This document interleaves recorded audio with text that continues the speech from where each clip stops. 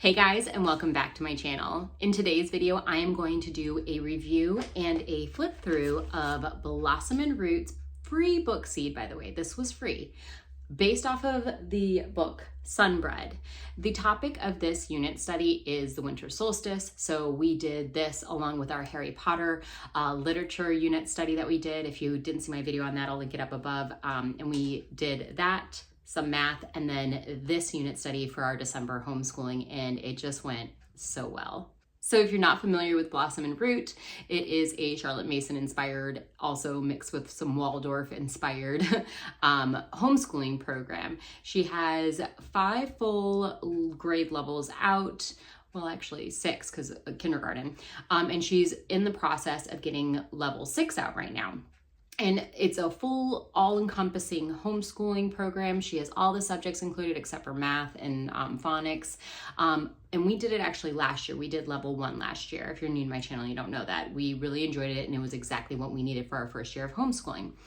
The thing that we loved the most about her program is the science program. And along with the science program, she includes 6 issues per science level of book seeds. And these are little mini unit studies on the topic that complements the science program that you're doing for that grade level. So for level 1, it was earth science. So all of the book seeds had to do with earth science. Now, the great part about these unit studies is that you can use them in tandem with the science program. She actually includes in there like, hey, this would be a good time to do this book seed. Or, you know, hey, I would pull one of the projects from this book seed for this experiment if you're interested and you don't like any of the experiments that she's recommended for that lesson that week. Or you can use them by itself, which is how we are actually using them now, because we just had so much going on last year. I just could not fathom trying to incorporate book seeds on top of the science we were already doing into our schedule. I was a new homeschooling mom. I was trying to get my feet wet. So that was just too much for me. But I still have all these book seeds. And so we're going to actually start incorporating them into our school the second half of this school year. I'm actually really excited. So I'll talk about that when I do a term 2 update, or I might do a mid-year update. I don't know. We'll see. But I'm getting off on a tangent. So this one I thought was great. This is a freebie again. Like I said, it doesn't come along with any science program. I'll link it down below so you can go check it out. And I really wanted to delve in a little bit more into the winter solstice. We learned about all the solstices and equinoxes last year when we learned about earth science, but it was just kind of like a high level skim the surface. I wanted to go a little bit more in depth. And again, since I've used the book seeds before in the past, I thought this would be a really great opportunity to do this one for my kids for this December homeschooling that we did. Now, right off the bat, if you can't tell by my demeanor and my attitude, we had such a great time with this. So definitely giving this a very positive review. I love the fact that her book seeds are so customizable and malleable to our interests, to our schedule. You can pick and choose, you can do it all, or you can just do 2 things from it and you would still get so much out of it. And I know for some people that might be like stressful where it's too up in the air, but our family, we really like being able to kind of pick and choose what we want to do. However, if you are somebody that thrives off of a schedule or structured, homeschooling, you need something that tells you what to do this day and this day, she does have a recommended schedule in here. If you want to follow that, then you will get the fullness of this program. Or if you can do it like me, where I just was like, I'm going to do this one this day and this day, that day, blah, blah, blah. So when I say this one that day, you're like, what are you talking about? What were you doing? She sets it up where there are so many different activities that you can do to include, and I'll do a flip through in a second here, but there's STEM or STEAM activities because art. They do some math and nature. There's art projects. There's what she calls invitation to play, so hands-on activities. There's a kitchen classroom activity in here. There's nature journaling. There was actually even a singing in here, a soul song, like a sun song.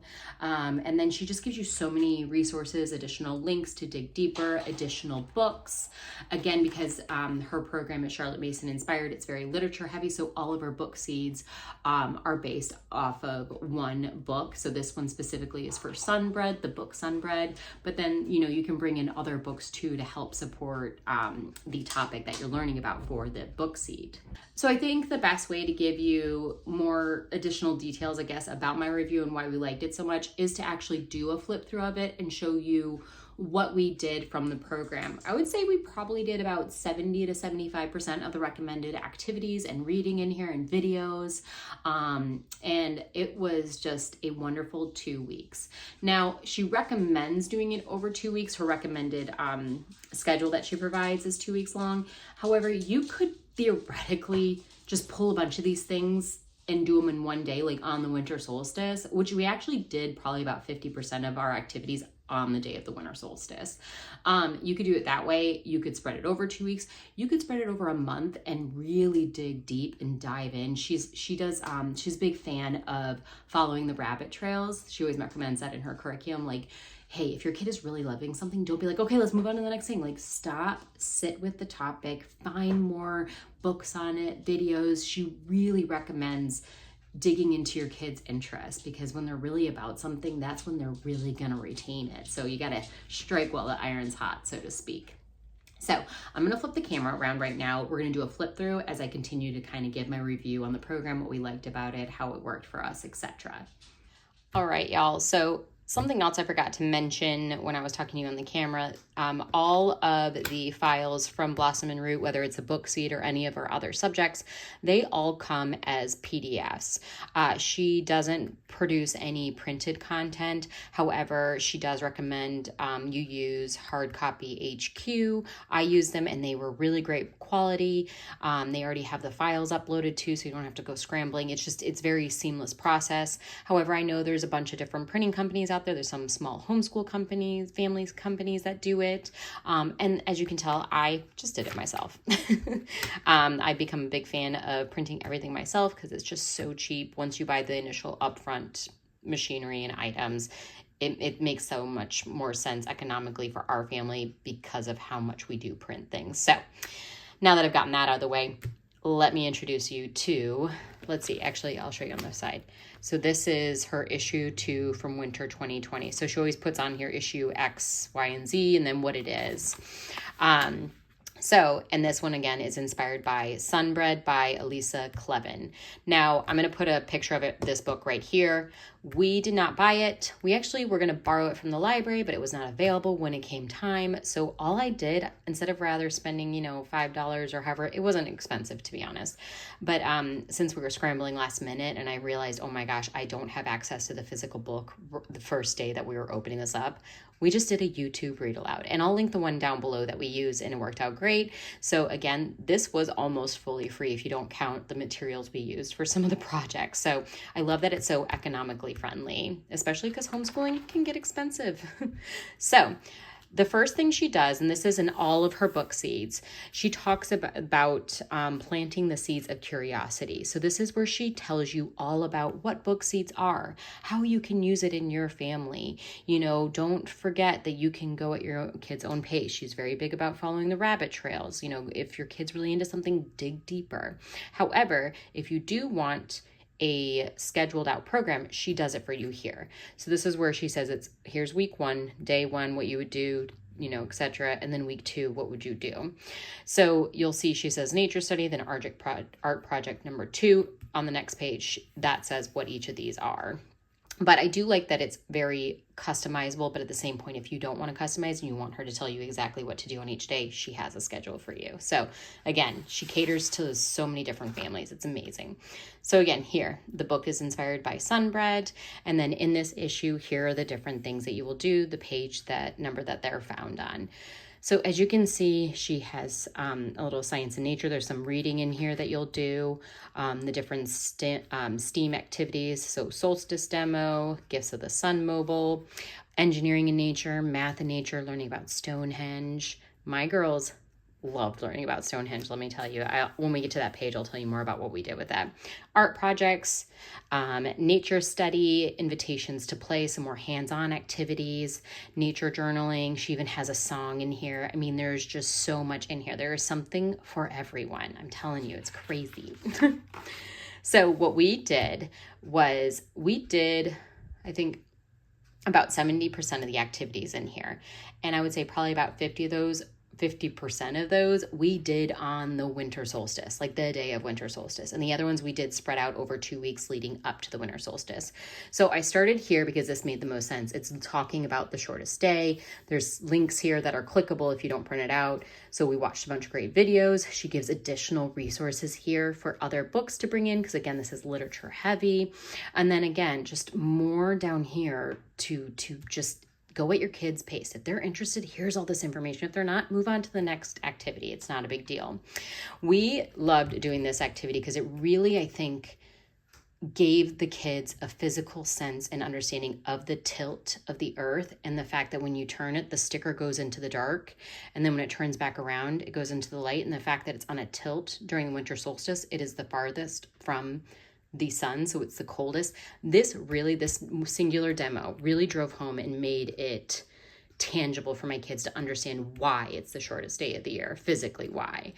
So this was a great activity. Don't skip this one if you do this program. Oh, and just so you guys know, my kids are 5 and 7, both summer babies, so they will be 6 and 8 this coming summer.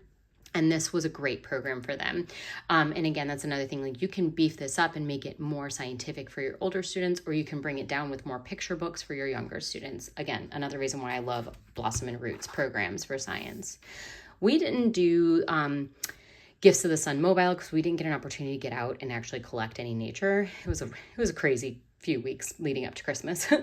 But we did do a lot of this engineering piece.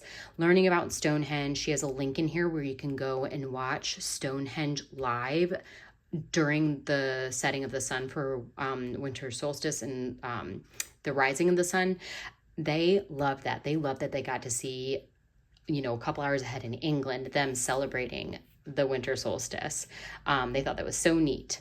And then, of course, there's a math and nature piece, additional videos to help bring that home too. And then we ended up not doing this because I don't have any wafers, but you can make a little edible model of Stonehenge, which my kids would have liked. We just didn't have the materials on hand, but that's fine. And we didn't do this because this I think would be better for an older student. It's graphing the length of the day. So this would be great for like a third or fourth grader, especially one that's doing, getting into bar graphs and things like that in their own math. Solstice lanterns, we did, and they loved them. The girls have them in their bedrooms right now, sitting on their desks. Obviously no candle is in there right now, but when they feel like they want to, we'll bring them down and then put little tea lights in, and it lights up and it's so pretty. We didn't get to do the felting crown, but we did do the sun catcher. That was really easy and fun, and we had the materials on hand. A lot of this stuff you easily will have on hand. We just didn't have any felt. I had felt, but I didn't have like the wool to push in. Free wool. I don't know how to explain it. If y'all know what I'm talking about. But we did this on winter solstice day. I saved this one. We made a fruit dip, this recipe. We had it as a little snack. We got our lanterns out and did that day. And then we made solstice dough. We did that on the winter solstice day. On top of that, we also made these, what do you call them? Treats for the birds. Do the pine cones, peanut butter, seed, that whole thing. So we did that. And then, what was the other thing? Oh, and then we did this and this on the day of the winter solstice. So we did watercolor painting of the sun. This was my kindergarten's interpretation of the sun. And this was my 7-year-old's interpretation of the sun. And then we made clove oranges. This was easy for the kids because they just pushed the cloves into them, and then we tie a little thing around them, and we hung them in our kitchen, and it smelled so stinking good in our kitchen for days. It was delicious. And then we also did this in the 2 weeks leading up. The soul song, we read the poem and did a little, we did the copy work for it as well. And then this again is something we didn't do because I would love to do something like this. It's a sunset log. You take a picture every night at sunset over time, and then you see how the sun gets lower and lower at the same time. So it's giving a physical representation of what's happening as the sun's tilting away from, or the Earth's tilting away from the sun. This would be great, and it's in theory something I would want to do, but like with my kids, just them being younger, things that take time to do, we're just not there yet. As they get older, this will definitely be something we want to do. So if you have an older student, definitely do this. And then I think that's it. Yeah, dig deeper. She gives additional resources here, some other fun ideas, considerations, etc. So we just absolutely loved this program. We had such a good time with all the activities that we did do. Like I said, probably 75% of them were completed. And again, of those, we did a bunch on Winter Solstice Day, which was perfect because it was a Saturday. So we woke up, we made our arts and crafts, we ate the fun dip, so we had the classroom activity, we watched the sun go down, we watched Stonehenge live on that link, so we saw them celebrating. It was just such a fun 2 weeks leading up, but as well as a fun day celebrating and understanding what the winter solstice is. All right, y'all, I hope that flip through and review was super helpful to you if you're looking for a great option for a unit study next year when the winter solstice comes back around, or if you're just wanting to learn more about Blossom and Roots book seeds, like how they are laid out, how does it work? I know for me, when I first was looking at Blossom and Root, like the book seeds were kind of an accessory. I wasn't even thinking about them. I was like, oh, that's cool that I get them, but I didn't really understand what they were until they were in my hand. And there's not a whole lot on YouTube from a review perspective or an inside look into the book seeds. So that's why I really wanted to make this video, not just about this book seed specifically, but about them in general, because I think they're such a valuable resource. And I think they can fit a lot of different families' learning styles, no matter how you guys learn. I think this could be a great option for your family, essentially. So if you guys have any questions about anything I talked about in this video, definitely leave them down in the comments. Y'all know I love talking to you down there. If you are new to my channel and you love all things homeschooling, specifically we lean towards more of a Charlotte Mason style, definitely hit that subscribe button and give this video a thumbs up to help me out, of course, if you did enjoy the video. And I will see you guys in my next one. Bye.